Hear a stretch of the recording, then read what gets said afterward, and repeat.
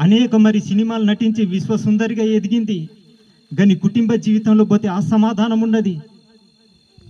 Charlie Chaplin ప్రపంచాన్ని అంతటి నవ్వించేవాడు.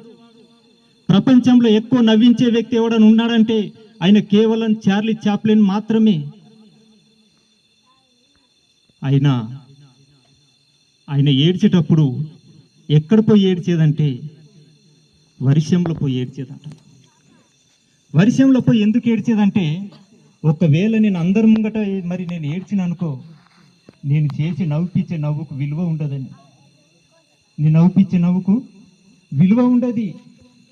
నన్ను ఇక పిలువరు, అందరిని నవ్వించేది. కానీ సొంత జీవితంలో మాత్రము దుఃఖకరమైన బాధతోని ఆయన ఏడ్చేది. నిజంగానే సినిమా మరి ఎక్కడ దొరుకుతుంది ఆనందం? మన భారతదేశానికి గాయని అనే పిలువబడ్డ